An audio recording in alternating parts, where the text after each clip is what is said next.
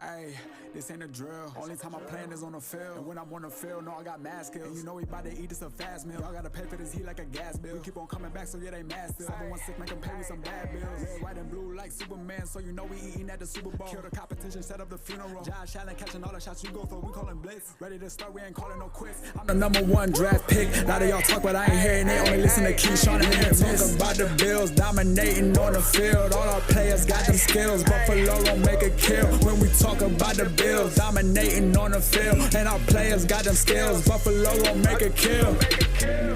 What's going on, everybody? It's your boy Aramis. This is the Post Podium Podcast. I'm already introducing myself. This is a home on all truth, no sodium takes. I got my co-host Key here with me. What's going on, bro? Hey, man. I'm just saying, I'm living life. It's Friday. I'm living life, man. This might be a somber day for me. You gonna love it. Really? I might have to concede. So we're gonna talk about it as we go on through the day. This should be interesting. All right.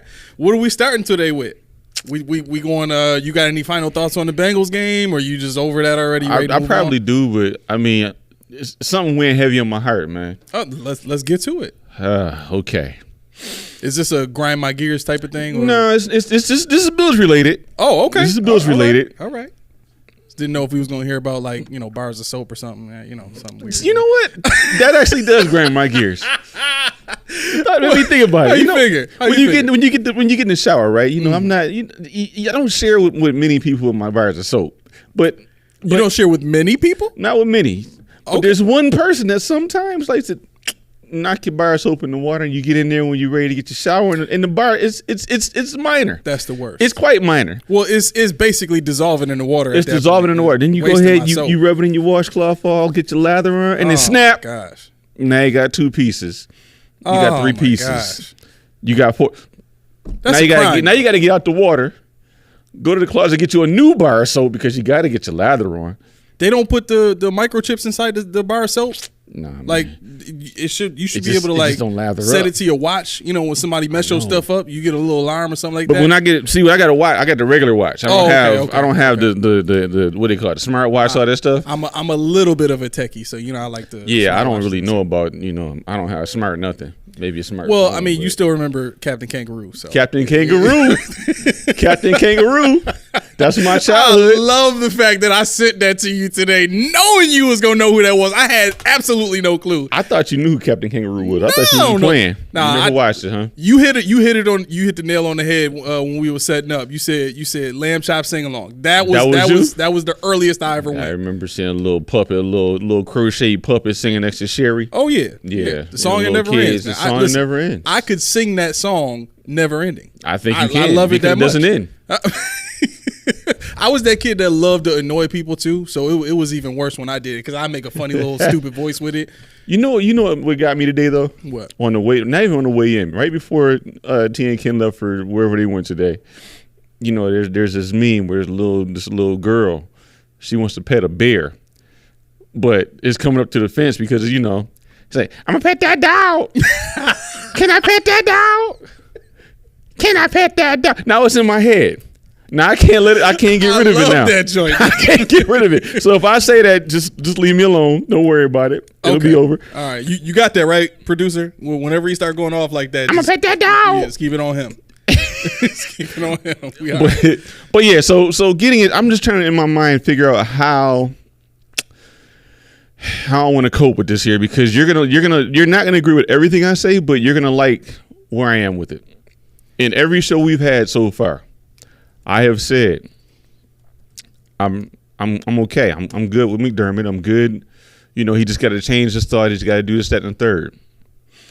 So today, my friend, I think that's going to come to an end.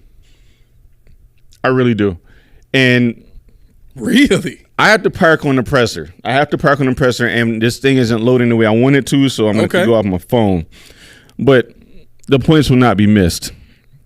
Let me just pull it up here because I am beyond consolation. Now, obviously, everybody, what McDermott's going to say before he says it. You know the cliches. We work extremely hard. We do blah blah blah, and this team of guys is a leader. Shut up. Just shut up. Most confidence in them. The most confidence in them. I don't know if you heard the depressor from yesterday. But he had some wisdom nuggets in there. Obviously, they asked him about, Linval Joseph and Rasul Douglas, how he thought. He said he thought they did extremely well. The fact which okay, fine. I agree. They did fine. Where it started to get to the nitty gritty for me was when he said he saw flashes in the blitz. Flashes of what? Flashes of what? Exactly. He said it's there. It's getting more consistent.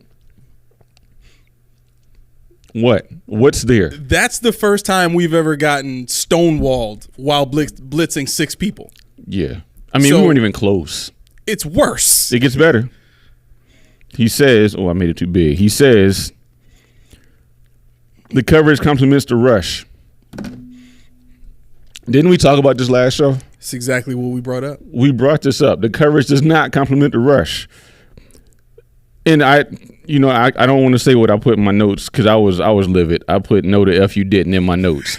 I wrote it in my note. No the F you didn't. Right. You did not say that. He said, I'm looking forward to just cutting it loose. Cut. How? What are you cutting loose now? Exactly. I mean, how can you cut something loose when you don't have your horses anymore? Your horses are gone. Did you watch the link I sent you, the Dan Orlovsky? I did. What'd you think about that? I thought I was looking for more fire, but he was right. I mean, you got a guy that's objective talking to a bunch of homers. That's what you're gonna get. Well, yeah, that's what you're gonna get. It was professional, but you could see Chris. Yeah, there was angst in her. They were not happy. They wanted to get him off that show. So for those of you who haven't seen the Dan Orlovsky interview on One Bills Live, I think it is. Mm-hmm. They asked Dan Orlovsky to kind of just talk about the game, and one of the things that Dan Orlovsky really hammered in on was the fact that this team has no identity, and specifically defensively, the penetrating style pass rush, as we talked about in our Tuesday episode, doesn't line up with the amount of cushion that these corners are giving receivers. Right. They're basically allowing receivers to get to whatever spot they want to get to. There's almost no press anymore, and within the linebacking core, I mean, obviously your coverage is going to be severely diminished when you're missing a Terrell Bernard and a Matt Milano. Can I just? I mean, I was going to mention that, but I just want to bring that up now. In the presser today, he said they only had 3 healthy linebackers. Whose fault is that? That's my point. They had 3 healthy line, but we talked about how they dress them. They have a heavy weight on the D line because they like to rotate. So was Matakevich one of those healthy linebackers? It would have to be Dorian Williams. It would have to be, right? Yeah, it would have to be because Matakevich or AJ Klein, which Klein wasn't healthy. He's not healthy. So it was Matakevich, Dotson, and Williams. Those are your only linebackers? That makes it even better.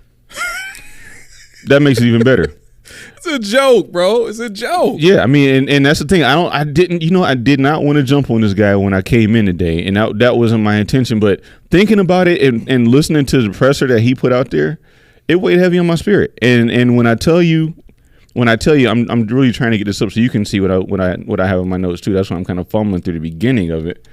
But when I tell you, my friend, that I was ready to jump through the phone, go down to one. It's a cult at One Bills Drive. One Bills Drive is a cult at this point. It's a cult because you think about. I was saying that when we first started doing this show, bro. Like that's the exact thing that I was saying. It's a cult. It's a cult. I love it. So you know what? Forget that. I'm just gonna go back to my phone because I'm flustered because I'm like, I just can't believe what I heard. I mean, moving on to the pass rush. Talking about Greg Rousseau, I think he's getting better. How? People are seeing somebody asked a question and basically they alluded to the fact that they're saying he's ineffective in the pass rush. He said every year he seems to ascend, but he gets derailed by injury every year, which is true. McDermott says that's football. A young player learning halfway through to deal with injury. What?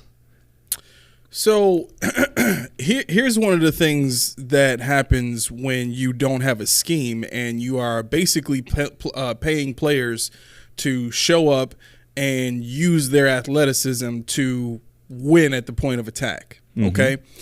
The offensive line never, and I mean never, gets paid to just go and line up and start blocking. Right. They never do that. Right. You see, let me see. The Bengals did it to us. The Lions do it on a regular basis. Those combo blocks where you got 2x2. You got your guard and your center and a guard and a tackle double teaming, two different linemen that they're, worried about. Right. Mm-hmm. And that basically seals up one side and opens up a very large hole either in that A gap, in one of those A gaps, or in that C gap. Right. So my point is this. When you have a defensive scheme, you end up with situations where guys like Micah Parsons win the sack title, almost every year, or in it every single year that he's been in the league, right? You have situations where now TJ Watt is, by the numbers, the best pass rusher in the league right now. Right? These are not guys that get paid to just go line up and rush the passer. No, there's a scheme behind it. Exactly. There's some kind of game planning that allows an opening for that player to make a play. Can I say this? And you're gonna be like, you're gonna make a face, but you're gonna, you know why? Because camera on me for this. No, the reason why I say this is because this. What does McDermott always say? Complimentary football. Yep. You don't even know what that means. No, not if he's not scheming. Right, because you're not twisting, you're not stunting. When you got somebody goes down, you can't keep running into the same brick wall. But you know what he is doing? He's disguising. He's disguising. Right? I want to play a clip, and this is from the Inside the NFL. I found it. Show. It's up there now. Sweet. Okay. Beautiful. Okay, so this is a clip from Ryan Clark at the Inside the NFL show. I'm just going to play the audio for you guys. Here it goes. Yeah, they're just rolling through it. Yeah. Something different every other play. You guys do a great job disguising, man. Great job, bro. Great game. You guys do a great job disguising, bro. It's hard all day. Great job, man. Good job, bro. What were the Buffalo Bills doing to kind of make you figure things out after the snap? So they did a great job all day. Understand what I was looking at, making it hard on me pre-snap. Got an out from number 2 and a go from number 1, but I knew going into the game, if we got this coverage, they were going to be greedy on the outside, trying to take it away. So I was pretty dialed up on this one to hit Jamar on the outside because I knew the corner was going to try to jump the out route. When people favor Jamar or they slide to Jamar, you have T. Higgins, and T had a great game, and some of the connection we'll see here between you two was big for you guys. Shotgun snap, quick pass. T. Higgins makes the catch, gets away from Hyde, flies up the near sideline. If we get in a spot again, we just got to push it through. Yes. Watch the route out there. Perfect timing. And that slant route was nasty. So we got T one-on-one backside. It is that size and that length and that hand strength that really just sets him apart. Told you I was feeding you, big dog. I told you I was feeling good. That's why I came to you. I was like, I'm feeding your ass. Great job, bro. You go into halftime with a touchdown from Irv and also Sample. But let's watch how those things transpired because there was one play that you were extremely fond of. Bengals go empty on 1st and goal from the 7. Short drop. Throws it into the back left corner of the end zone. Caught by Irv Smith Jr. Yeah! Great throw, baby! That was his first touchdown of the season. Mm-hmm. Outside leverage, way on the corner, that's awesome. Walk us through this real quick, please. So in essence, what you're telling us is they're not disguising anything. Right. They're not changing anything up.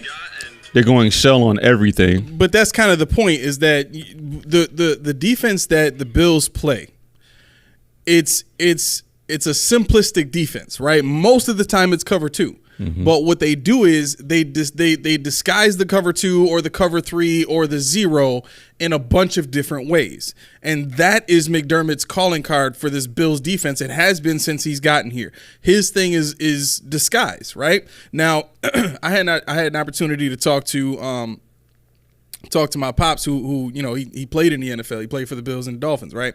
And one of the key things that he said, when you are focused on disguising, the adverse effect of disguising is your players are often out of position, right? So when you look at the chunk plays that this team has given up this year, right? Now, okay, granted, we're playing with a bunch of backups and second string players, third string players here and there, right?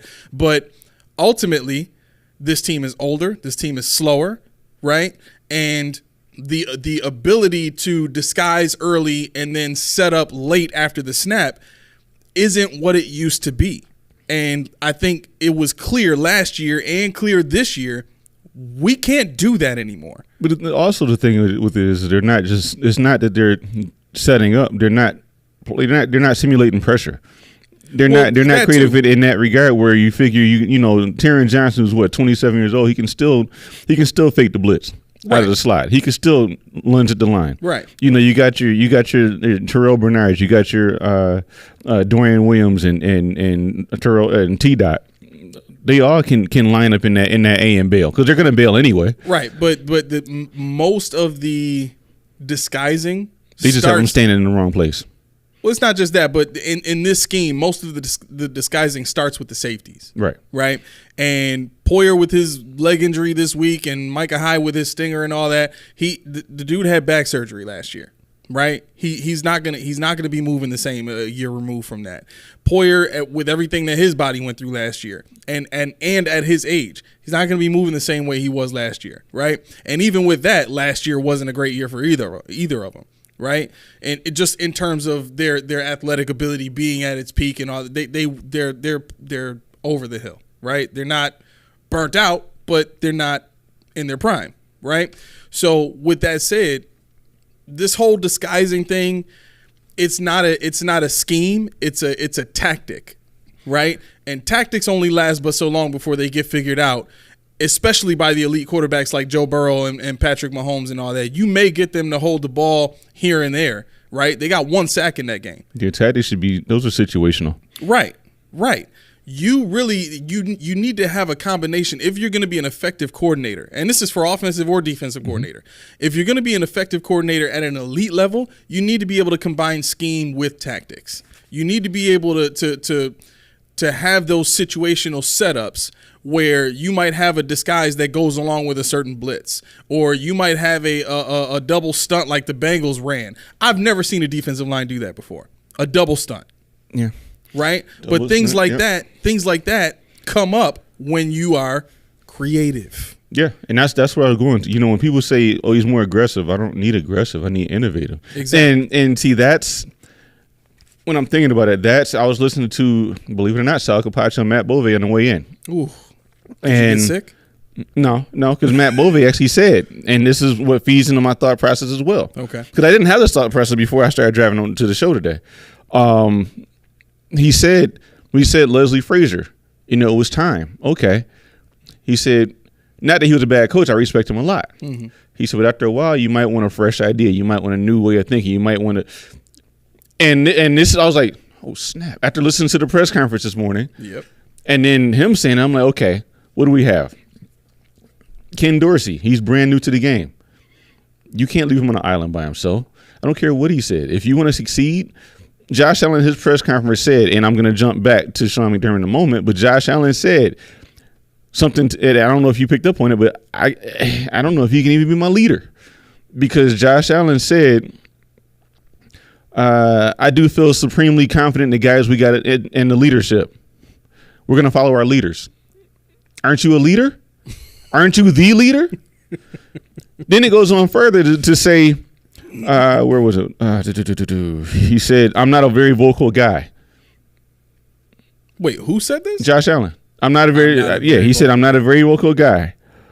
Except for when he's pointing at guys scoring touchdowns and telling people they suck on the field. Well, that's the thing. He'll do that, but I think what he's getting at is like he's not the guy in the locker room who's going to yell at people or get in their face and they're messing up. He said you haven't seen that. He said you haven't. He said if I have to, I will, but you haven't seen that. And I'm like, let me tell you something. Josh is one of those people where even if another player dare say something like what Trayvon Diggs said to Dak Prescott, shut your BA up, right? Even if somebody were to think that because of Josh's interceptions they could say something like that, Josh Allen is still a dog. And I think part of the issue here is that Josh has been a part of this culture for his entire career, right? And when you're conditioned to think a certain way in a certain environment, that effectively disempowers you as a leader, because the only power and the only perceived leadership in that building is coming from Sean McDermott. That's what he wants, right? We already talked about this. That's why Dayball was ran out of the building, right? So when you're conditioned to think that way, you end up with players who are supposed to be the guy on the team, like the leader, as you said, saying, "Well, I'm not a vocal guy." He said, "I gotta say some things. That's yet to be seen. If I gotta adapt, I'll adapt." But then he also says he adapted to McDermott's attack mentality. There it is. That's telling. That's the most damning statement right there, because he regressed. Now he's conservative. Now he doesn't do the things that he did on the football field that made him. That got him $258 million. And he just said, out of his own mouth, I adapted to Sean McDermott's attack mentality. A defense that does not attack. A defense that does not get home. Line that attacks. I mean, they want to. In their mind, they do. Well, yeah.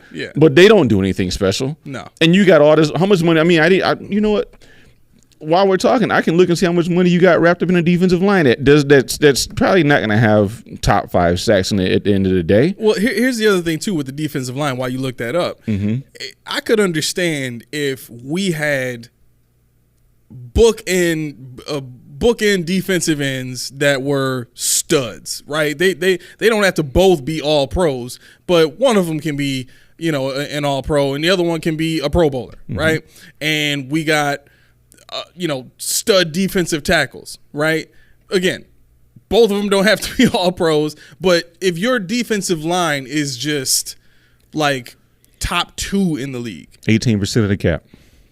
The defensive line takes up 18% of the cap. How much? What percentage of the cap does? Let me see. What percentage of the cap does the offensive line take up? 16. So are those the two biggest percentages of? No. Secondary takes is the biggest. 23%. Yep. Which is to be expected. They're the highest paid secondary in the league. Yeah, Sean McDermott is a secondary guy. The highest paid in the league, but we haven't had it. When's the last time we've had an impact secondary? Right. Impact. We've had Micah Hyde and Jordan Poyer who had 5 interceptions at their peak. Trey White had 6 interceptions at his peak, but they weren't all together. We weren't getting anybody in the back 4, back 5. Right. But they're the highest paid in the league. When you got Pat Surtains out there, I mean, yeah, he's on a rookie deal. You got Sauce Gardner, but this is the kind of guy that's going to keep paying into these secondary D lines that underperform. Oh yeah, and that was kind of my point. Like again, I could understand if you were paying into a defensive line that was just amazing and getting sacks like crazy, and you didn't need a scheme. Yeah, when you got a defensive line like that can just ball out and get 6 sacks a game. Listen, y'all go do whatever y'all want to do. Yep. Just keep winning, right? Yeah. But you don't have that, and you kind of never had that, right? And so to think that you kind of take the carburetor off of this sports car and just kind of pat the sports car on the back bumper and say, all right, go ahead, buddy. Right. Like it's swerving, it's burning tires, it's not driving straight.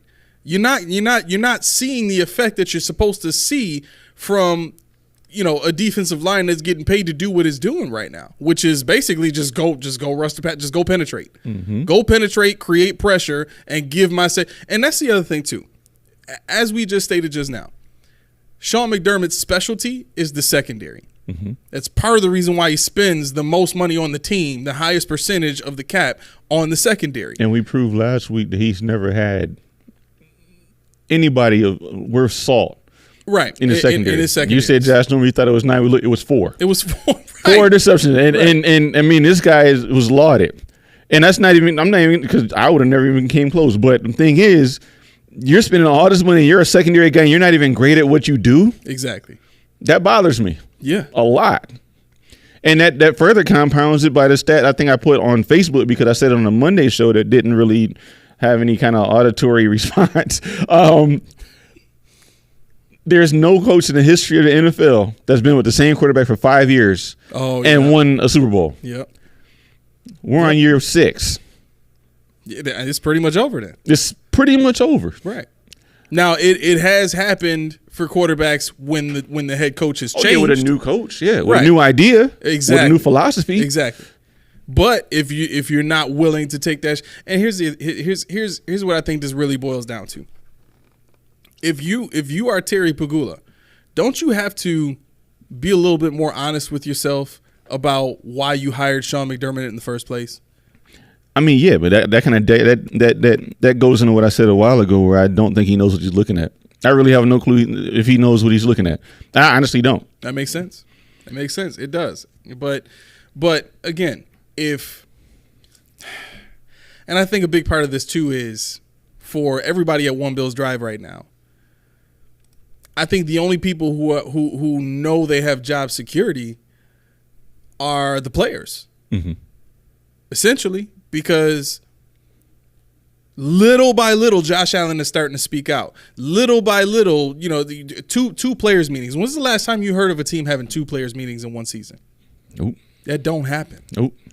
But it happened this year with the Buffalo Bills, and it seems like since Sean McDermott has been here, every single year we see this team do something in a negative perspective that we've never seen another NFL team do.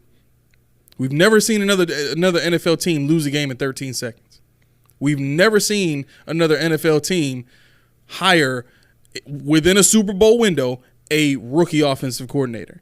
We've never seen another NFL team that has had a top 10 at the very worst defensive coordinator, and just run him out the building. Out of the building for no reason.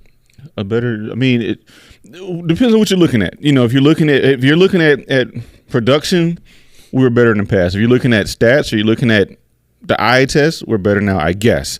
But this is something that Josh said that just I was done. Well, okay. So I wanted to make sure I know I heard somebody bring that up too. Like, statistically, this team is just as good, if not better, this year. The Bills have played the easiest, if not the easiest, the second easiest schedule. Yeah, I have that for you. In the entire league this year. From this week forward, we have the hardest schedule in the league. Exactly. Now we're about to see, and from the Bengals game, we're already seeing. Yeah, we were 19th easiest, hardest up until now, and now we're going to shift to the hardest. Right. So now we're about to see the real team. Yeah. And it's about to get ugly. And this is what Josh said that I just couldn't get behind. He said, where is it? He said, we're going to try to win. We're going to try to win on Monday night. I'm like, what do you mean we're going to try? He said, if we don't, we're going to continue to work hard. Who is this? Josh Allen. We're going to try to win. If we don't. On Monday night. If we don't, we're going to continue to work hard. For what? I like how you put pause right there. Pause. I was driving home last night from work, and I almost just pulled over to pause. I don't even know if we're going to get to the Bengal game, because this is so, dude. Keep it over there. There's so much more. There's so much more to this than what we've seen. There's so much more than on the field. It's a mentality problem at this point. Oh yeah. It's a mentality. And Latavius Murray, you called the players only meeting. What happened? I don't even want to know. Well, apparently they demoralized their quarterback to this point where he doesn't even know if they're going to beat the Broncos. We're going to try at home. We're going to try. What? He's fed up. He went from not saying anything and just being short in the press conferences, right, and trying to say the right thing, to 12 minutes of this. Coming out and saying that it was the game plan that was to blame for what took them so long to get into the up-tempo offense against the Bengals, to now this. Mm-hmm. Like, Josh is fed up. He's demoralized. I mean, and the thing is, like, if you're fed up, we're gonna try to win. That tells me you don't have any confidence. You don't. And I could propose another drinking game. Anytime somebody says, I wish I didn't have to work tonight, on Friday night, I'd be plastered right now. Anybody in a press conference that says they're working extremely hard. Oh, yeah, you got to take a shot. Or a shot, yes. Half a shot, because you don't want to die. You don't want to die. He said, and they say extremely hard or the right way. Because he said Khalil Shakir works extremely hard and does everything the right way on and off the field. How does he know what he does off the field? I have no idea, because they're a family and they're brothers, and this is what he said: we're family, we're brothers, we're tight knit, we're close, blah blah blah. Sean McDermott said in the press conference today that you listened to that, dude. I did too, but I just wish I didn't. I mean, I know, but just go ahead, just so that I can say that I did, and I'm he said the same generally thing aware, yesterday. right? Yeah. Right, but this whole mantra of people's family playing a role in how good of a person is, right? When he talked about Latavius Murray, and this just rubs me the wrong way. I don't even really have a point about this, I guess. But there's no reason to bring it up. I just want to say it. Right. It just bugs the heck out of me when they asked about Latavius Murray, starting the players only meeting, whatever, and then they asked him about how he, what he thinks about Latavius Murray, and he's a good guy, and especially when you meet his family. Especially when you meet his family. Yeah, his kids were like 4 why or 5. He ain't enough? He's got like a daughter's like 6 or something like that. Like, okay, wow. Yeah, exactly. She's gonna be cute either way. Right. You know how long I had to figure out who Tay was? Who is Tay? Exactly. Latavius. He said, Tay called. I was like, I literally said, I was like, who's Tay? Like, who's Tay? Does he mean Zay? We don't have a Zay, do we? Who is he talking about? Then I realized, Tavius. Okay. Sean, you ain't got enough juice to be calling people Tay. Taybo. Yeah. Because everybody Bo. Everybody Bo. Abo, Cabo, Jumbo. But no. I gotta have him. I was about to cry in the car. But no. Is this how you got out of that slump? Man, you started. I just started calling everybody Bo. Just started typing it out. Beanbo. Bo. Well, let's go back to McDermott. Yeah. How much closer is Von to being healthy? Somebody asked him. Yo, I hated this answer. No. Oh, man. I hated the whole press conference. But go, please. I hated the whole thing. I just wanted to punch a hole in my phone at the minute. I highlighted in red. He said, for you guys, if you watch the presser, I'm sorry, I'm going to repeat it, but you got to, this is my therapy now. I tried to help you in the beginning. Now you got to help me. Okay. Take your shot every time somebody said, the right way, and there you go. There's water, but it's all good. So he said, Von is Von. Von Miller is Von Miller. His resume speaks for itself. Okay. Let's look at his 2023 resume. Remember I said, does he have any stats? I was wrong. He has stats. Ooh. In 104 snaps this season, he has 1 tackle and 1 quarterback hit. Nice. 1 tackle and 1 quarterback hit. And it was probably an assisted tackle. I didn't even look to see if it was in the assisted column. Elite.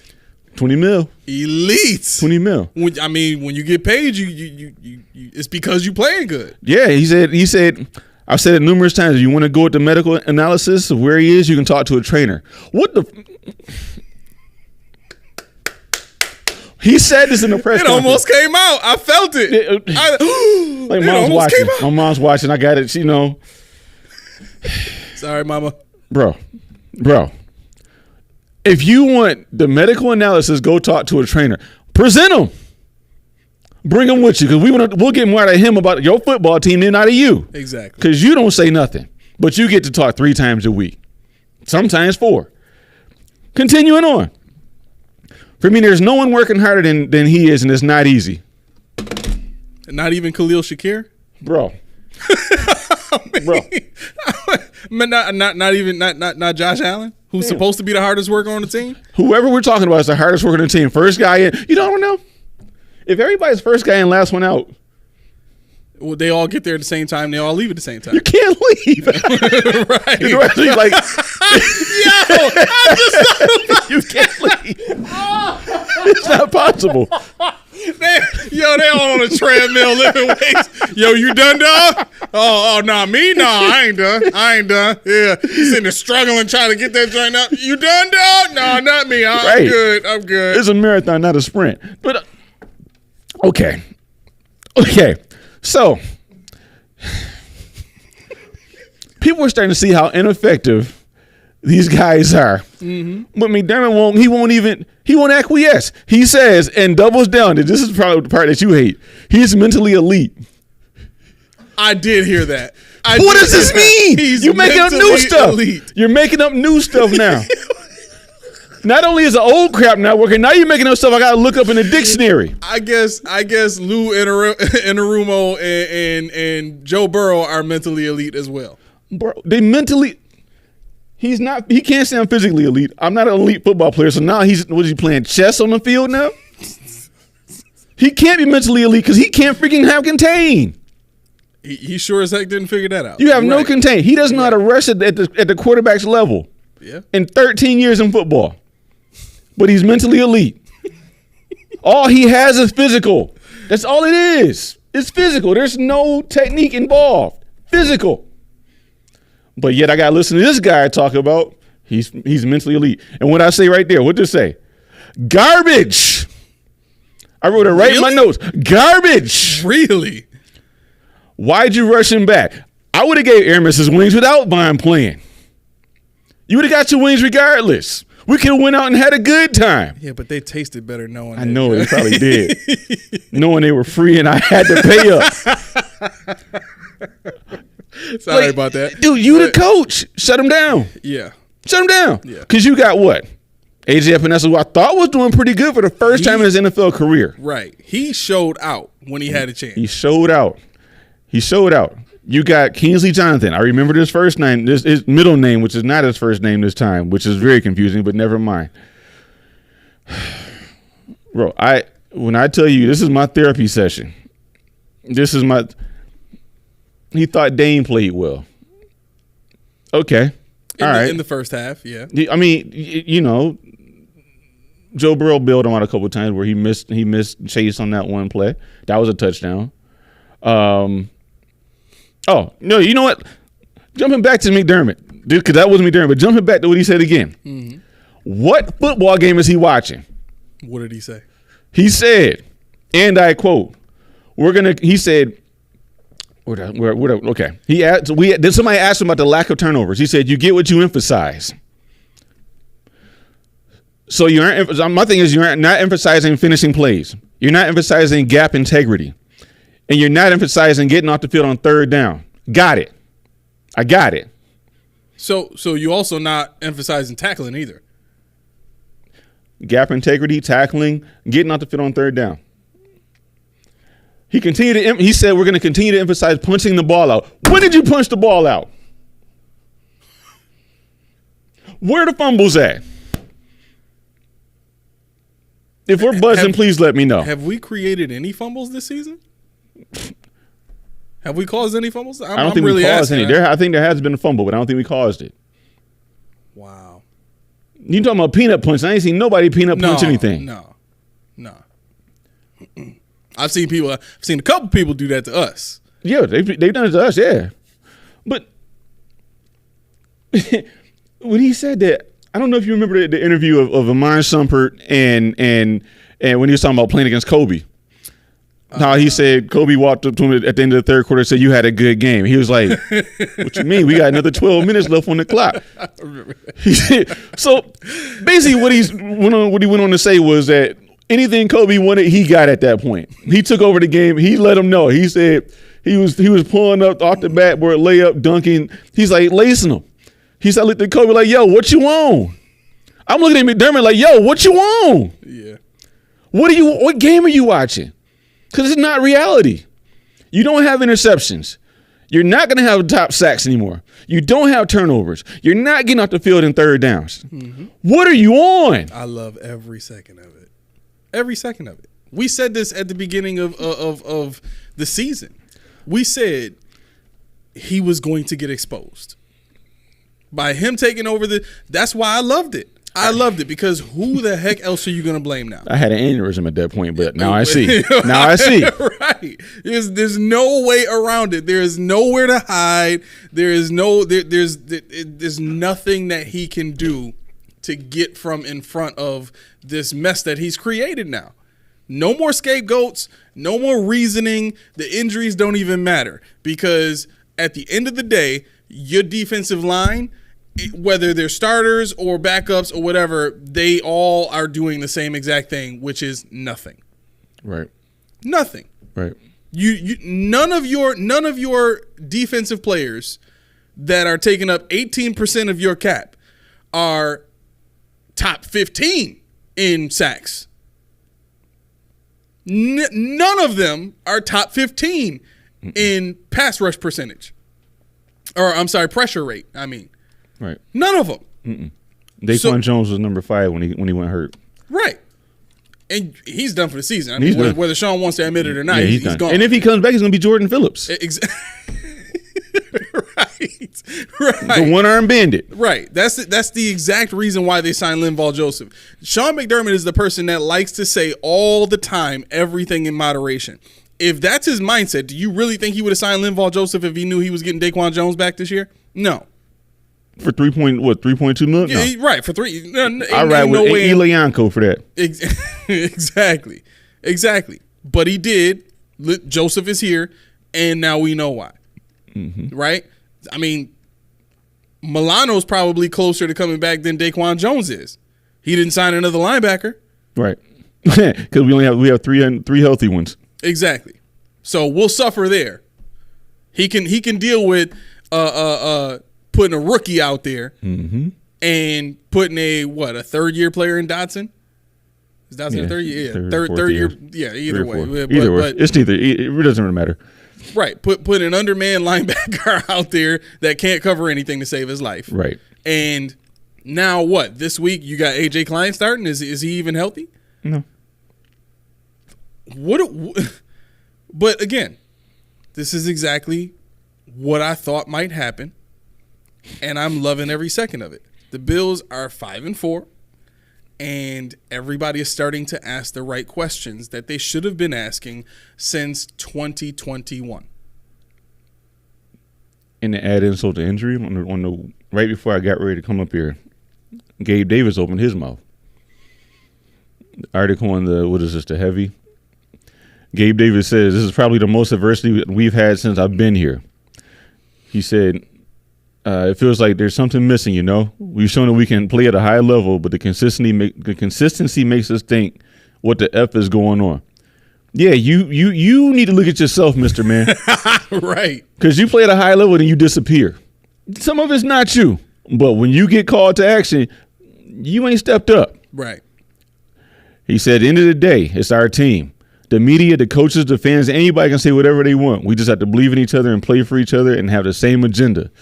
I think we do have that, but the inconsistency is killing us. Fam. Let me see that comparison between. No, I was going to go back there, but we can do it now. Yeah, we can do it now. The last 3 games, Gabe Davis, 19 targets, 10 receptions, 93 yards. I swear, didn't he have a 9 reception? 90. What was it? What did he have in that one game? The Buccaneers game you talking about? Yeah. I don't know. Let me look and see, because I do have it. So in the Bucs game, was it the Bucs player game? Stats. All right, so he had. Where's the receivers? Here we go.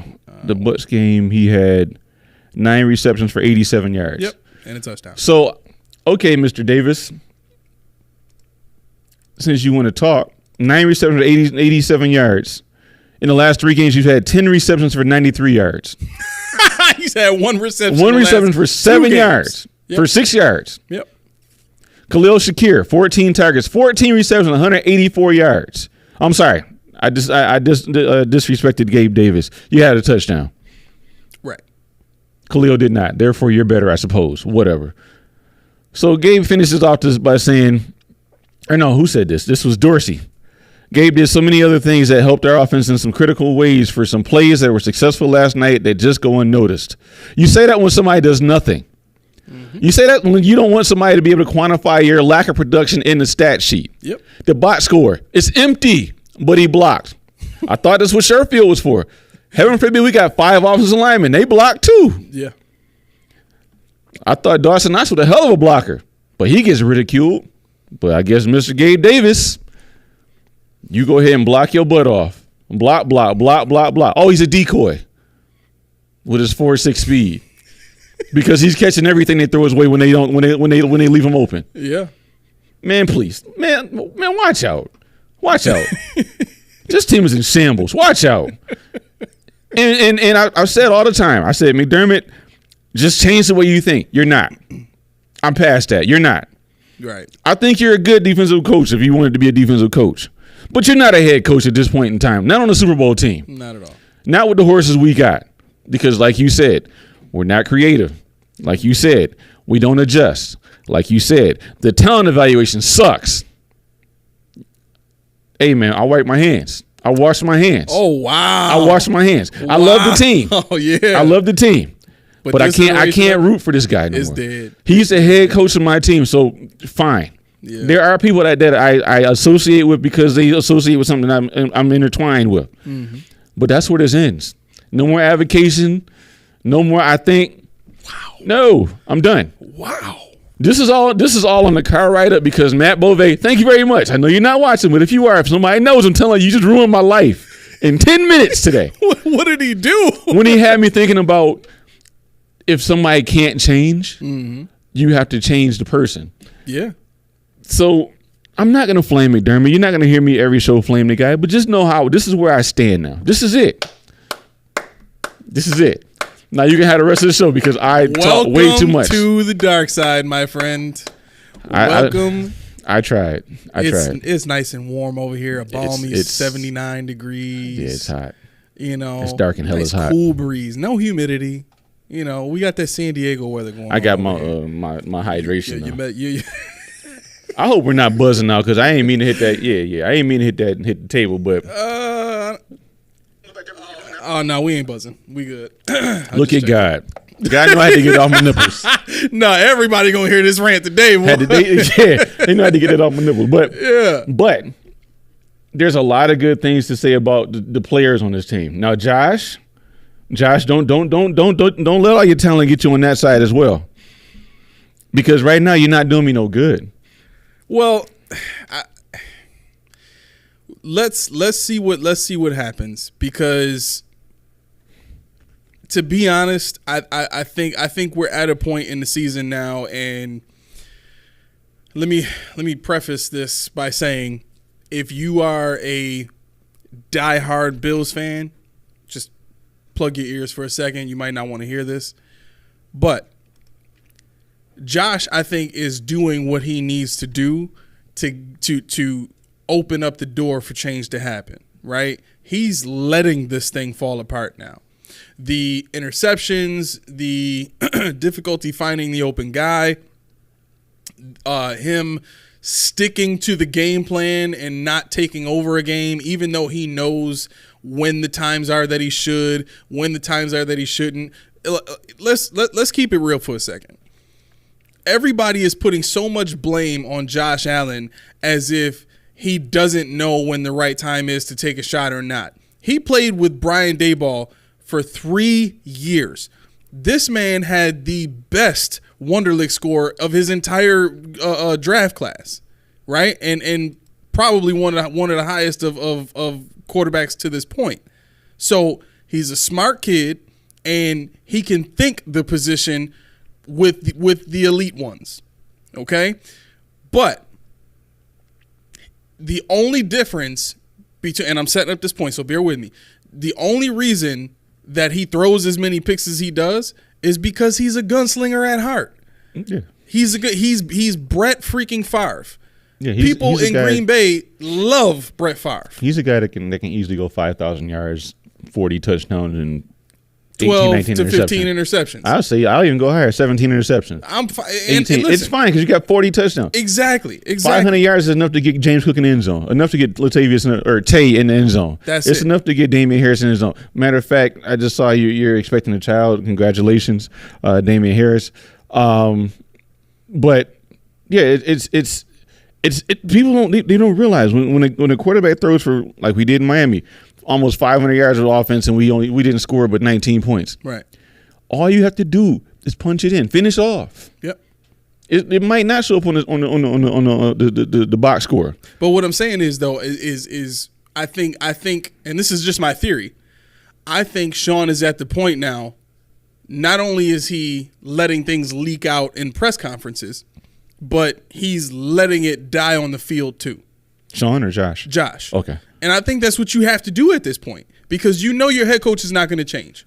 And the more you continue to try and follow this game plan, the more you continue to bang your head against the wall trying to figure out how to make this thing work in the way that you know it should work when you're on the field and you see the defense taking advantage of the fact that your offense has no identity and your offensive coordinator is ill-equipped and your head coach has a very low ceiling when it comes to being able to,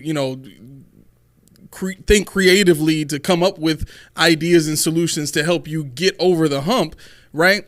If you're the quarterback and you're seeing all this stuff, at some point you get to the point where you're like, yo, what I don't want to do is scare off the next head coach from coming in here thinking that they're going to have a loose cannon at quarterback at the podium in press conferences, right? I don't want to do that because I want a good head coach to come here and think that I'm a face of the franchise type of guy.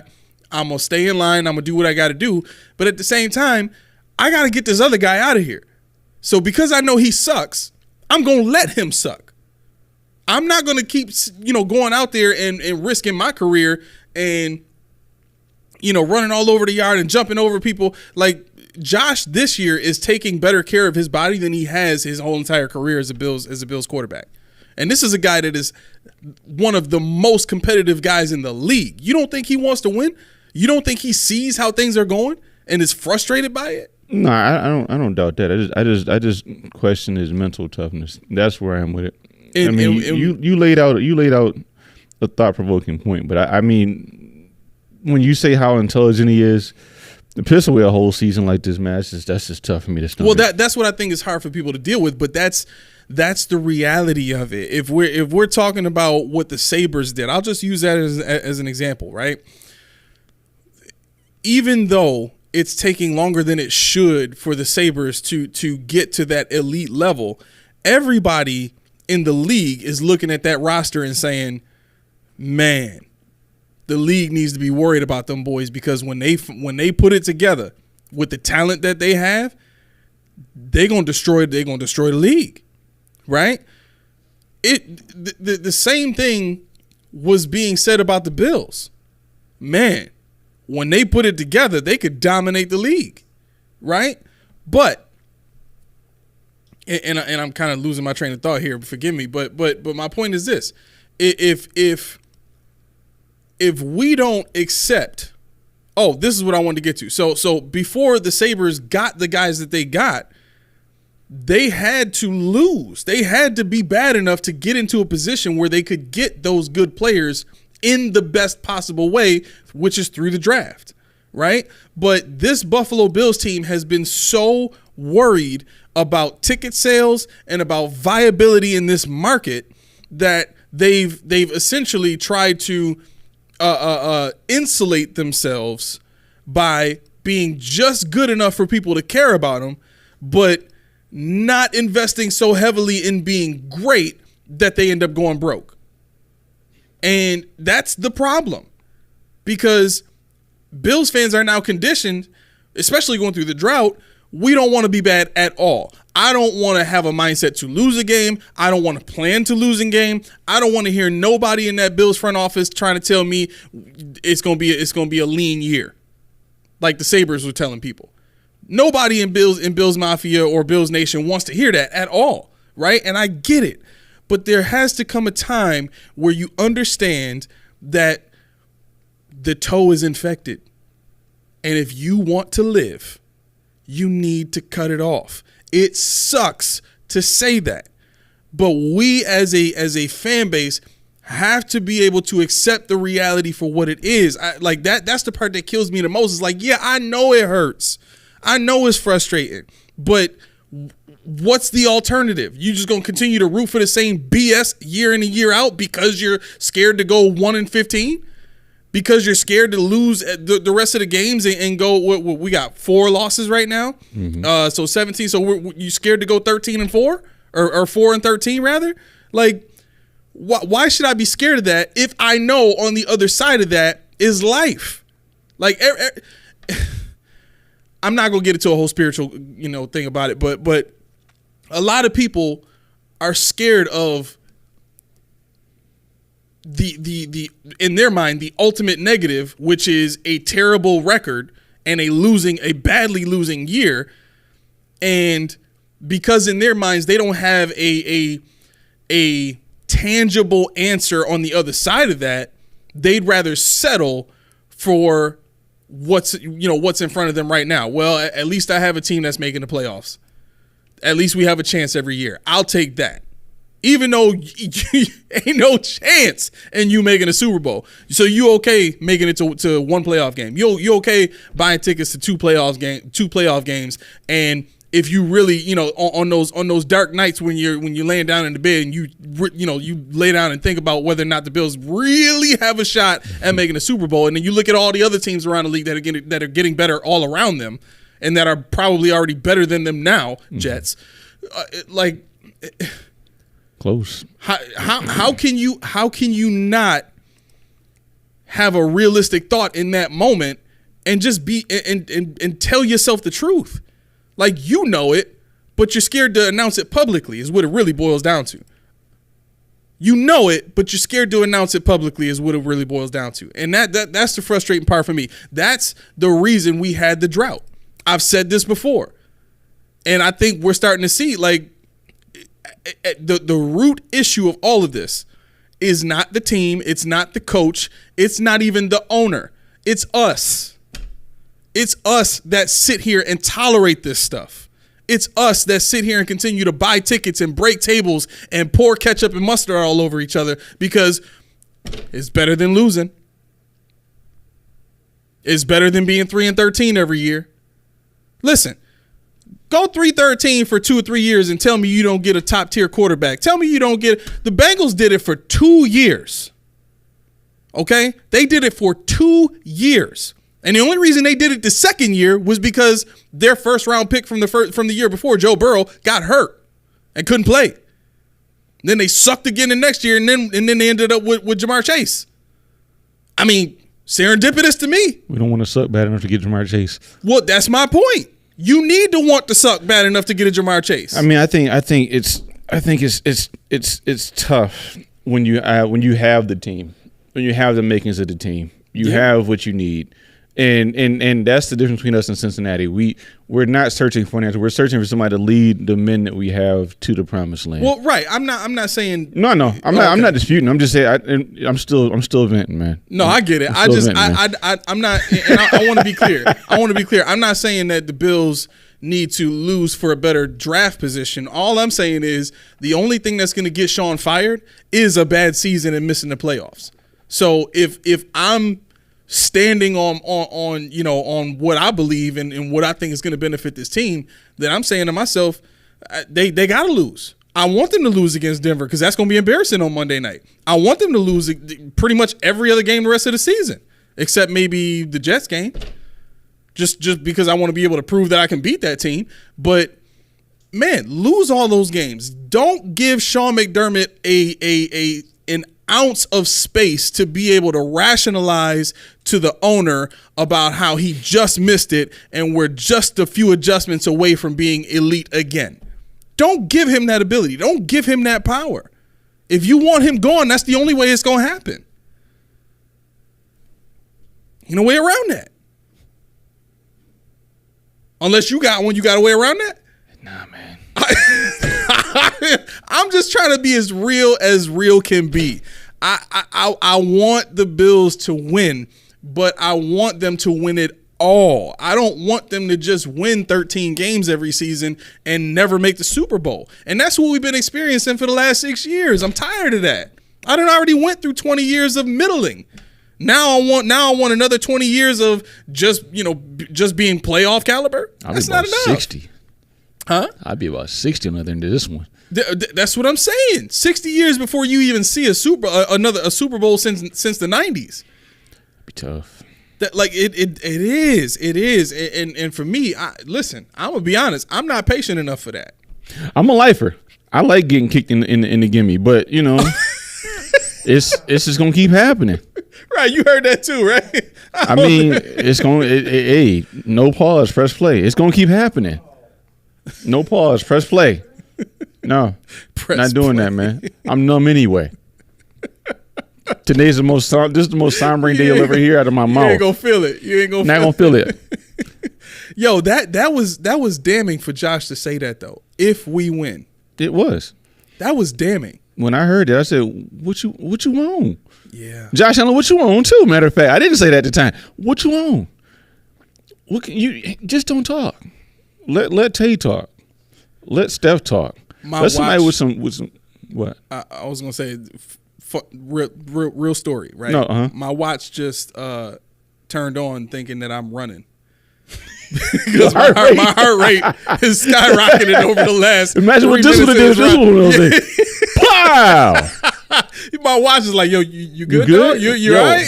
Your legs ain't moving, but your chest is. Right. It seems like you're doing something. I'm accounting. I'm gonna just start keeping track of what you're doing. You might be running. I don't know. Yeah, I don't even know. You know what? I think I beat this horse to the ground. How about we just move on to the game that you said you want to lose? Yo, mark this date down. The first time you have ever seen Keyshawn with his head in his hands about this Buffalo Bills team. I got no answers right now. I got no answers right now. My UV Bulls losing all the time. Oh, man. The Bills talking about if we win. There's no fire, man. It's a tough spot to be in. I need my man Darren Granado. I need his tailor first and foremost. You see that little sweater he wearing in there? That little swag? Nah. He had the little blue sweater under the jacket with the top. Oh, yeah? He in there. Okay. Must be a little chilly down there, but that's all right. But that's the kind of guy we need for this team. You know what's funny about that? What? When Darren Granado first took that job, he mentored with Sean McDermott. Yeah. Yeah. And that's not even funny. That was the first thing he did. He called, he picked his brain and kind of wanted to model himself after what McDermott was doing. Is it bad if I say that might be why it's taking so long for them to be elite? You know what? It's bad to a degree, but also that's probably why he has all the young guys playing their butts off. Because McDermott is a developer. He's not a guy that's going to win, but he's a developer. Well, he's a developer of character, though. I want to be clear about that. Well, yeah, but he's a developer of character. He's a developer of character. With secondary being his specialty, because he was a safety, right? So if I am, and this is a lot of the reason why I wanted Sauce Gardner, because he's a lead on his own, and he happens to be playing in a scheme that makes him better, right? And if we had a guy like that here to work with Sean McDermott, whose specialty is the secondary, or even drafting a safety. I mean, there's so many underrated safeties that are playing great right now all over the league, and we've been rocking with Hyde and Poyer for what 5, 6 years, 7 years, which is fine. But this is my problem with McDermott, and I've said it before, and I'll say it again because I didn't hear myself talk. Where is your pipeline? Right, that's what I'm saying. Yeah, what have you done anywhere on this team where you have a pipeline? Who's behind James Cook? Two old defensive cats. Defensive line. Defensive line who's getting nowhere. Yeah. You're not insulating them with any kind of secondary. You're not insulating the linebackers with any kind of. You want an old head. He said, and I quote, I didn't see it. He didn't say old head, but he said, I want a veteran leader in every room. Mm-hmm.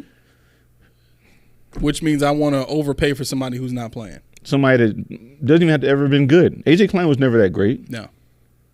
I mean, come on now. He was a backup in Carolina when he was backup there. in Carolina. He was a starter here because of injury. He was a backup starter, healthy scratch. Blah blah blah.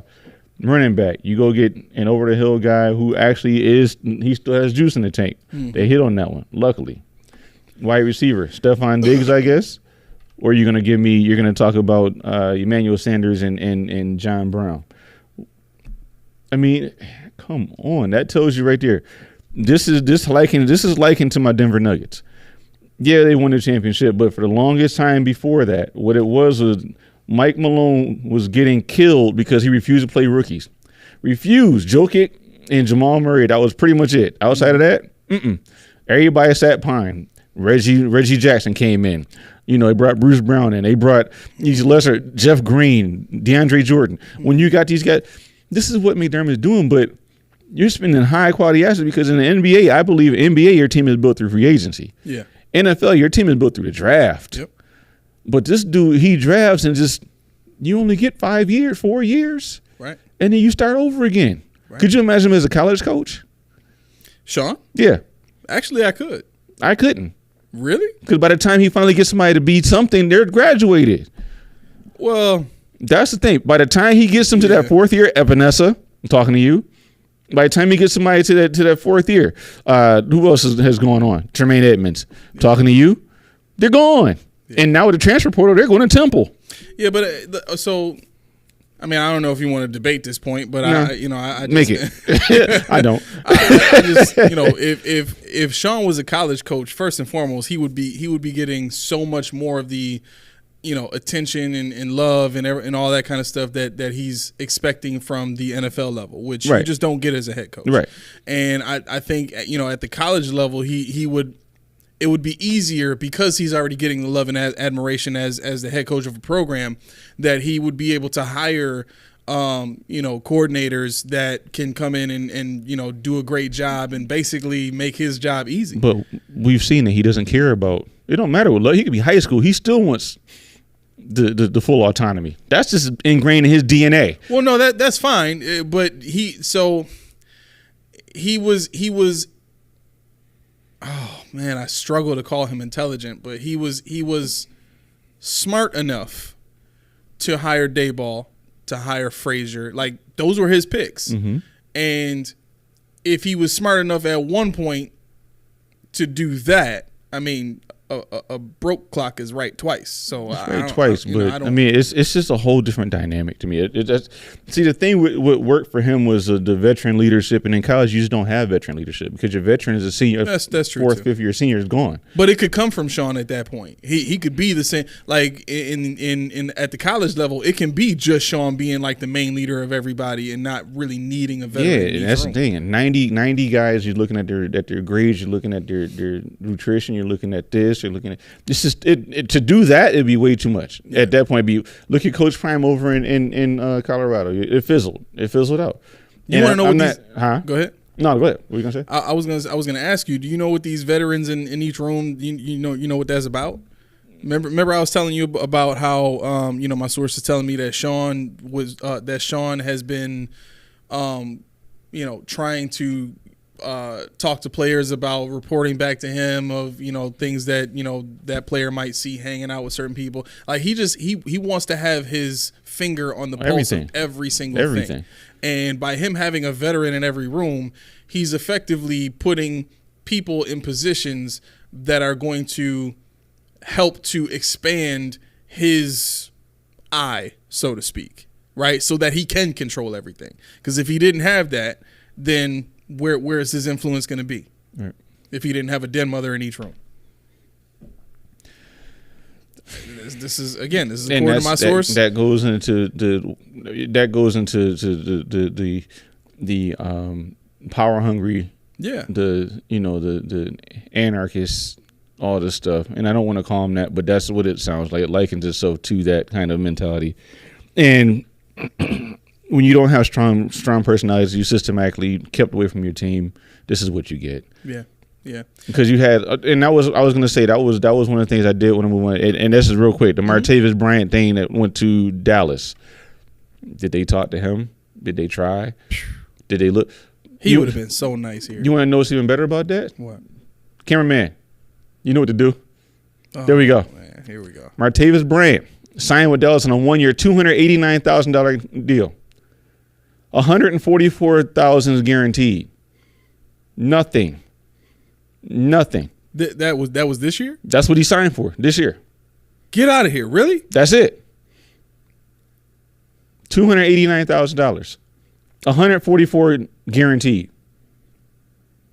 Bills sat on their hands again. I love it. Yep, That's wrote what you that. put in your notes. Instead, go out and sign a backup tight end to the practice squad while cutting Joel Wilson from the practice squad and yet another corner when they already had Jamarcus Ingram, Kyron Brown, and I think somebody else. Yeah. For what? Okay, on to Denver. Go ahead. No, I didn't know if you had anything to say. I didn't want to let myself rant again. No, you're right. You're right. Listen, I'm of the mind that if Sean McDermott could run a whole defense, a defensive 11 full of defensive backs, he would. Yes, he would. If it was possible, yes, he would. If it was flag football, oh boy. Yeah. Oh boy. That's exactly right. It's exactly right. But, man, listen, Denver. Okay, let's go on to Denver. So, what do we have? The pregame, Denver is ranked 20th in the league to the Bills' 4th somehow. The Bills' offense is ranked 2nd.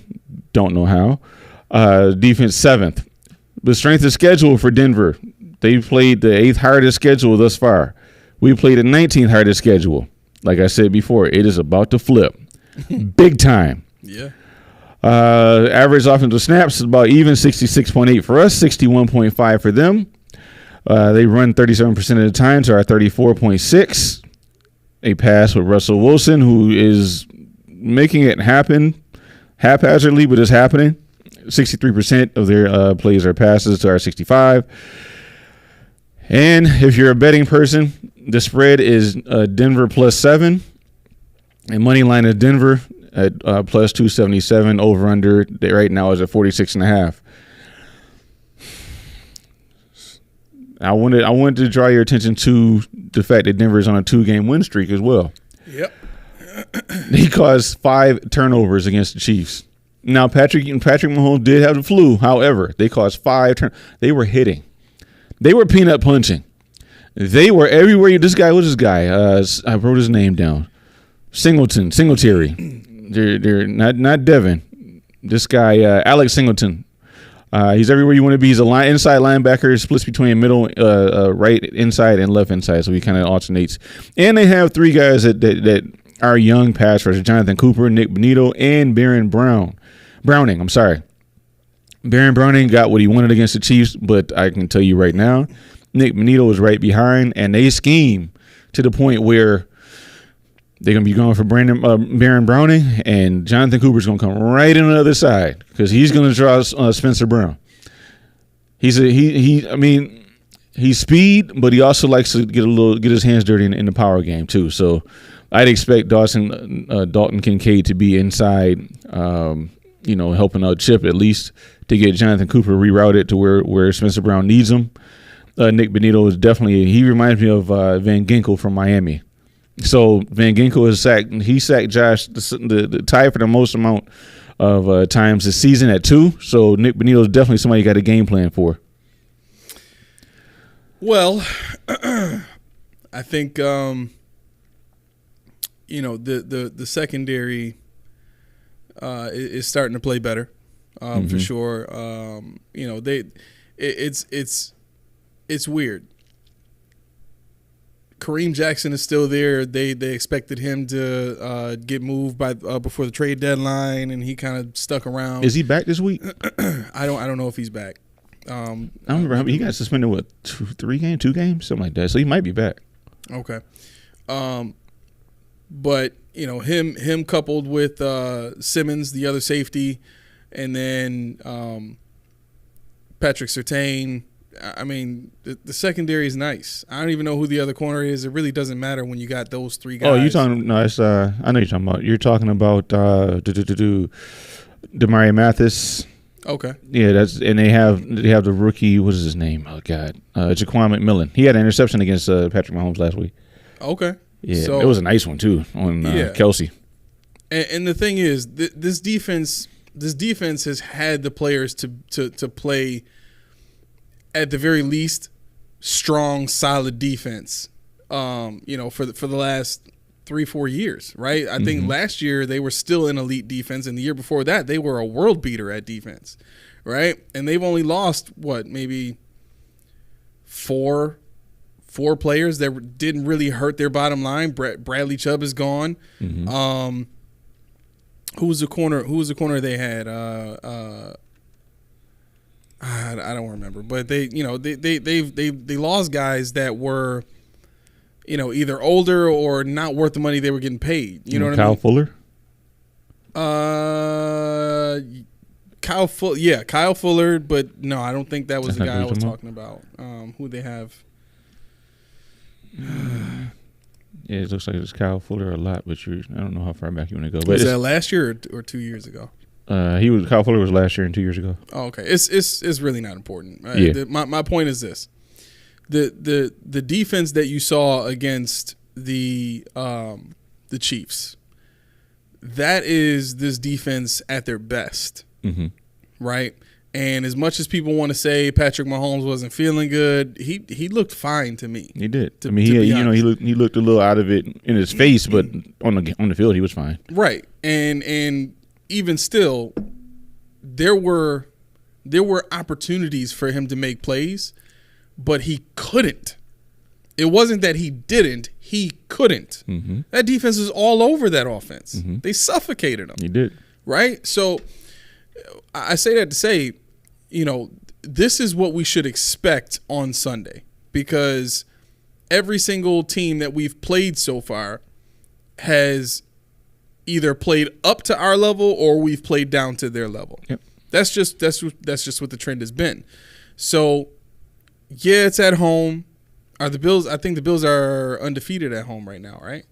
Let's see. I believe so. Yeah, I think so. So, this game to me, and I'm gonna be perfectly honest. I think the Bills do win this game. I think it's gonna be a Buccaneers-esque type of game where you see more urgency, you see more desperation in the way that the Bills are going to play this game, because they know they need this win, especially against an AFC team. This team cannot afford to take one more AFC loss at all. They cannot afford that numerically, or I don't even know how to say that, statistically, numerically, however you want to look at it. But I think that's going to cause the Bills to I don't want to say elevate their level of play, but they're just gonna they're gonna be more open to doing things that would beat good teams. You know what I mean? We'll probably see more of the 5 wide. We'll I mean, all the up tempo stuff we're for sure gonna see, especially on the first drives of each half. Because it seems like that's a new trend now for the last 3 weeks. Each drive out of the half, they start going up tempo and just to get down and score, and then they want to go back to whatever the original game plan was from the beginning. So I'm saying all this to say, and again, I've already stated why I feel this way, and I apologize for those people who are stung by these words, but as much as I think the Bills are going to win this game, I don't want it to happen, because I think a loss to this team on a Monday night at home doubles the pressure on Sean McDermott, especially when you're a 5-5 team and you've just taken another AFC loss, and you're now statistically at a point where you have to look at the wild card as the highest point you can go to. That'll be it's either wild card or no playoffs at all at that point, if I'm not mistaken. The numbers may bear something different if another team falls off, or whatever the case may be. But I don't think it can happen. For all intents and purposes, that is the highest percentage outcome of this game, right? But offensively, you're going against one of the best offensive minds in the league, and even when Sean McDermott talked in his press conference today about how many times he's gone against Sean Payton when he was in Carolina and Sean Payton was with the Saints. Correct me if I'm wrong, but I think if we were to look up the record of those two teams against each other while they were both in office, Saints are probably winning that matchup by a landslide. I mean, we've already seen what it looks like when Sean goes against elite offensive coordinators. It's not even close. Yeah. So, are you pulling it up? I think I can find it, but go ahead. Go ahead. So he talked about his experience of playing against Sean Payton and all that kind of stuff, and it sounds good, like everything he tries to say in the press conferences. But if we're really looking at what makes this team dangerous, Russell Wilson is back to running again. He's not being held back. He's not being forced to stay in the pocket.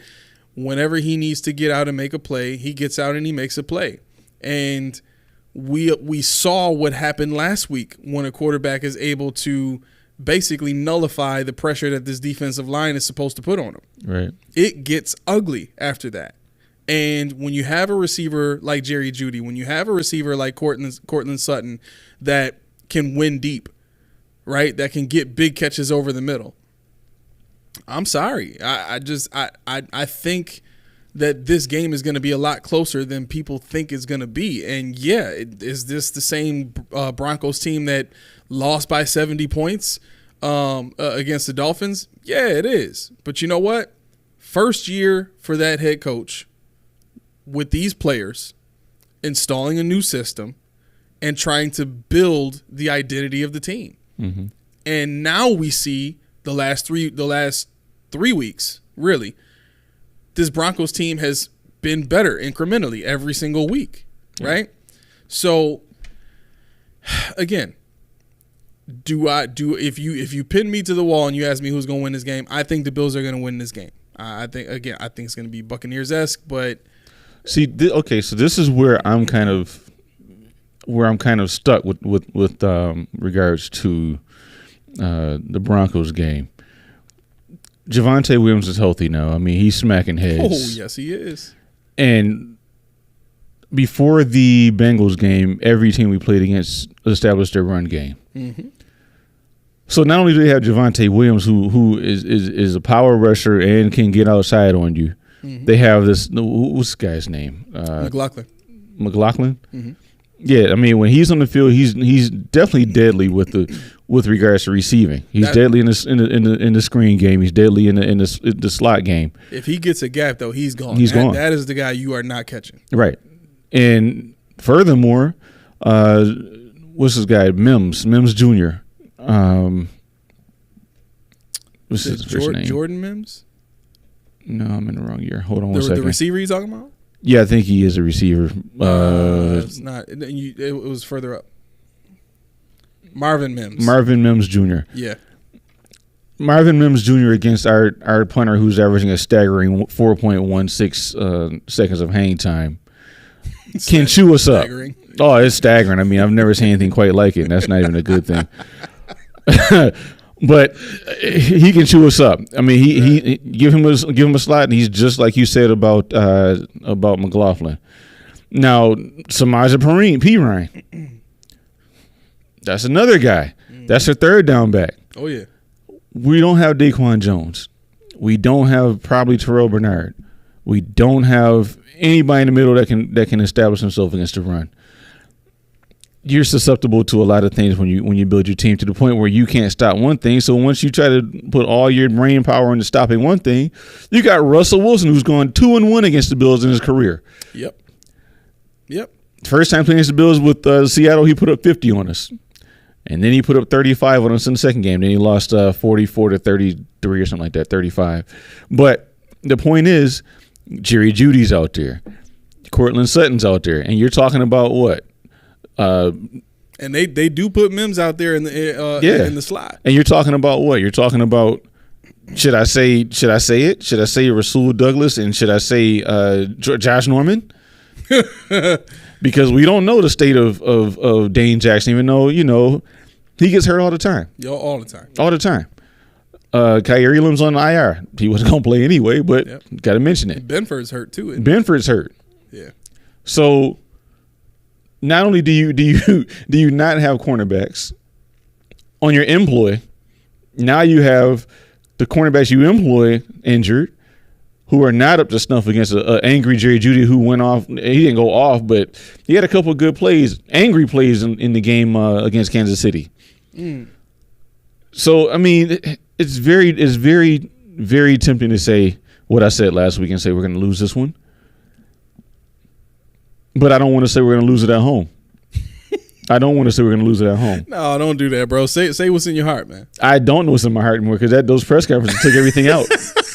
I have no idea what's inside of me anymore. Matt Bove gutted you? He gutted me. He cut me deep. I'm intrinsically beaten. Pat Surtain against Josh Allen. Jaquan McMillan against Josh Allen. Man. And the other thing too is these corners don't chase. Right. They play one side of the field. Right. So you know, it's probably going to be a Stephon Diggs game. And whatever. Which it always is, but who's watching Gabe Davis? So that's the thing. It's like Stephon Diggs isn't even a wild card anymore. Yeah. He's assumed. It's like he's going to go for at least 90 yards. Right. He's going to have 8-9 receptions. But who else do we have to stop? Right. We were thinking, Dalton Kincaid. I'm hoping that James Cook finally gets a shot at doing what he does best. I'm hoping. Yeah, you can run against this defense. It's I mean, I was even talking about just in the flats, just receiving. Yeah, Khalil Shakir. Hopefully, he works hard, extremely hard. He does everything the right way on and off the field. Oh man, take a sip. Take a sip. I mean, it's bro. I can't even analyze it anymore. I can't. We're gonna be all right, man. I couldn't analyze the drafts for the last 6 years. We're gonna be all right. I can't analyze. You're happy because now I have no ammunition. I have nothing. Would it be too cocky to say I knew this was gonna happen? No. Okay. I knew this. I just didn't know it was gonna happen today under the circumstances that it happened under. Like you got to understand. I'm friends with people who they don't necessarily hate the Bills, but they are the realest people you could be about the Bills, period, right? And listening to them talk, and some of the stuff they used to say, I would try to defend the Bills, but eventually it gets to a point where I got to be objective and I got to say, I mean, he's kind of right. Yeah, I mean, they're right. But see, my thing is, it's just bigger than McDermott. I mean, it's the funk that he's left already. It's the tattoo, the scarlet letter that he's placed on this team. You know what makes all that go away? What? Making him go away. No. Well, yes and no. Simple as that. Really is. Not for me because this is. They got Drew Sanders. I forgot Denver had Drew Sanders. This video's not playing sound, is it? Okay. All right. No, it's on. It's muted. But no. I think what really got to me was, and it shouldn't have, but it was when I heard Josh say, I adapted to McDermott's aggressive way of thinking. Mm-hmm. I've given up. I've adapted. Oh yeah. He's like, no, this isn't. He's like, I'm here now. That's him. The hood comes off. Remember back when we were kids on into the light on WWE? Yeah. When what was it? The Undertaker, he had the Ministry of Darkness or whatever, and the guys that were fighting against him, they couldn't do it no more. Yeah. That's where Josh is right now. Can't do it no more. If you can't beat him, join him.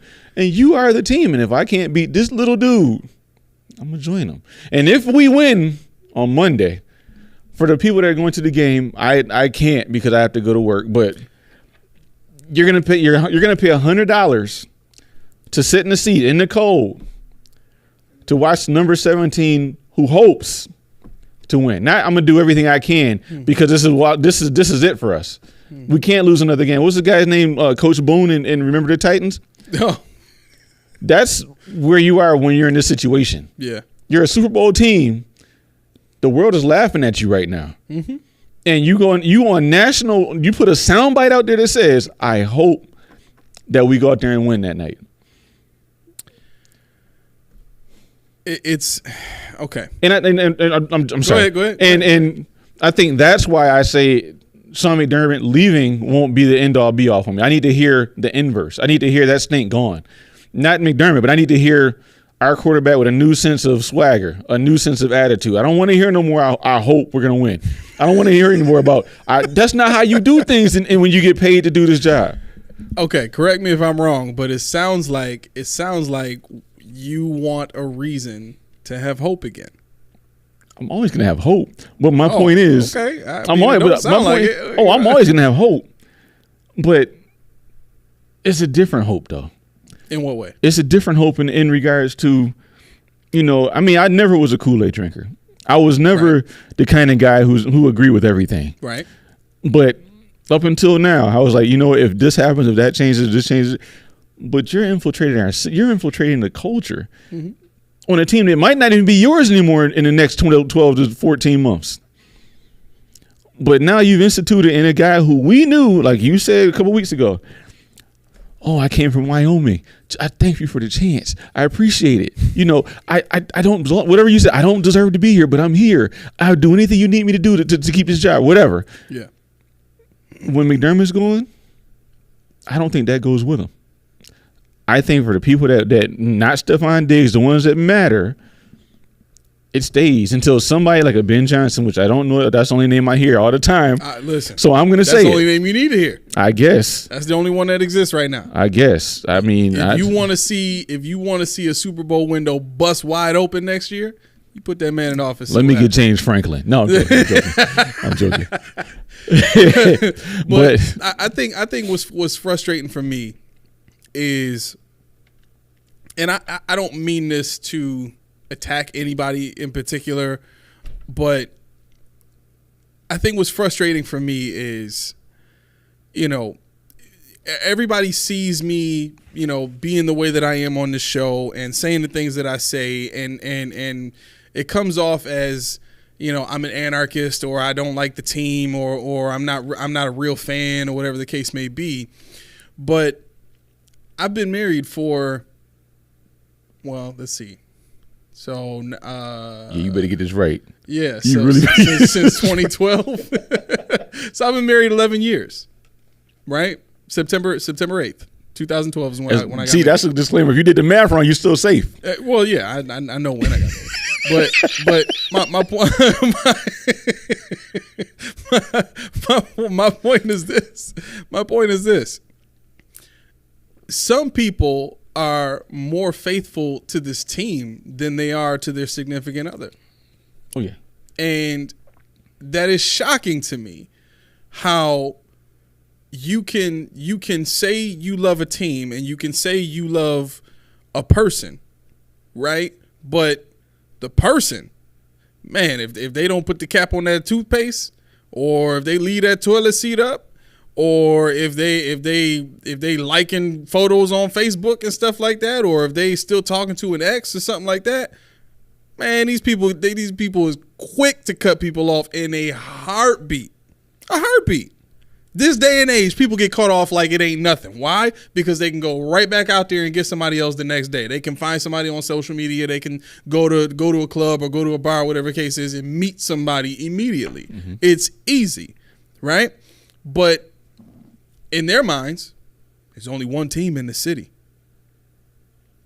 Now, that doesn't create exclusivity, because you can root for any team you want to. Right.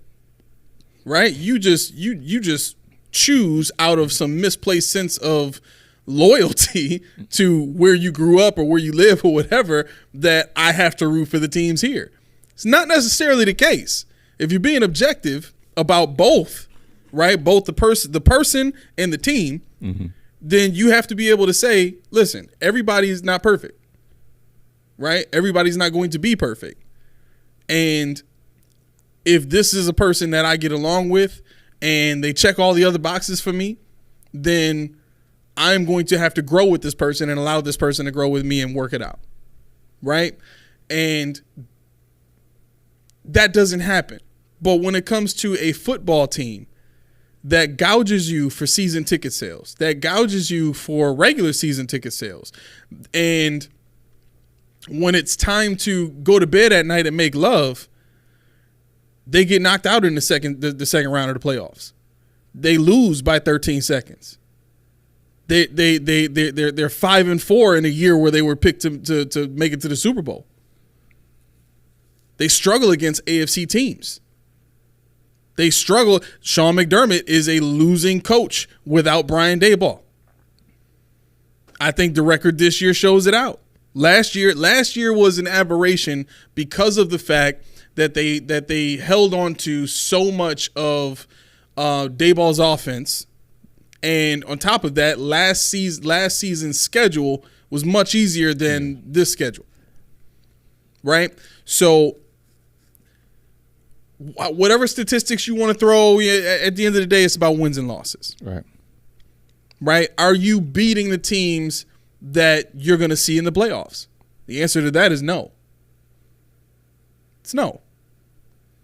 Are you at a point where the teams that you might see in the AFC Championship are, worried about playing you? No. None of them are. You heard it today on that clip. Joe Burrow is like business as usual. I know what they're gonna do. I know this corner is gonna try to jump that out route. I'm gonna go right over his head. Yep. They know what this team is about. They've figured us out. And the only option from here on out is change. Yep. It's change. Especially this is what I would have said. All he needs is a defensive coordinator. Now I'm like later for all that. Right. It's not the offensive coordinator. It never will be. Because let's be honest, the day and age of the offensive coordinator is over. Is dead. The only coordinators that matter in the league now are defensive coordinators. You know why? Because it's an offensive league. You got to have a good defensive coordinator. You don't even have to have an offensive coordinator. You just have to have an offensive mind leading that thing at head coach. Yeah, I mean, in closing, what I was going to say is, with regards to your point, the Bills' offense statistically isn't even that bad. Statistically, they're not even bad. Yeah. You look at James Cook, look where he ranks. You look at where Josh Allen ranks. You look, obviously, where Steph Diggs ranks. He was a PFF alternate for their All-Pro team. And it's just those two right now, but there's nobody on defense. Yeah, there's still nobody on defense. I don't care. Leonard Floyd had 7 sacks, 6.5 sacks, whatever he has. Ed Oliver is playing out of his mind, but they're nowhere to be found in the national recognition. Yeah, and that's not the end all be all. But the point is, if you're not recognized by anybody, you're not doing anything. Right. It's just eye opening. I mean, I would love to go through any stats with guys with anybody that wants to talk further. Tonight, the Post Podium Podcast Facebook group. Yep. We've had a lot of people chiming in, a lot of people with thoughts, a lot of people with things that make you go But I can tell you, I appreciate everybody that took the time out of their day to watch me rant today. And don't cancel me, please, because I'll be back better. I still won't believe in everything McDermott does or says, but I'll be back better than ever next time. And for you guys out there who are sticking to the electronic typing, that's fine with me too, because I'm on there. All right. So, with that being said, next time you sitting on the couch at home and you feel that little tingle, like you want to hear something that's going to make a little tingling up in your chest, don't call Quest. Call us. Pull us up on YouTube. Check us out.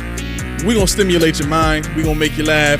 We're going to take you through everything you need to know about this Bills team, ins and outs, good and bad, and it's all going to be real, no salt, no chase, right? So, I mean, I appreciate everybody that's tuned in today. I appreciate everybody that's commented, except for Richard, who keeps saying things like McDermott for Prime Minister. That's just lofty. stop, bro. Prime Minister. Wow. How do you get that job? I don't even know. Prime Minister. If anybody could, it'd probably be Sean McDermott. But anyway, thank y'all for tuning in. This has been another live episode of the Post Podium Podcast. tune in on Tuesday. We'll be here 5:45, ready to go with all of the post game stuff, all the commentary, all the threats that we want to make, to whoever did bad on the team. Fair enough. But so with that being said, it's been the Post Podium Podcast, home of the All Truth, No Sodium Takes. I've been your co-host Aramis, And this is Key, and we are out.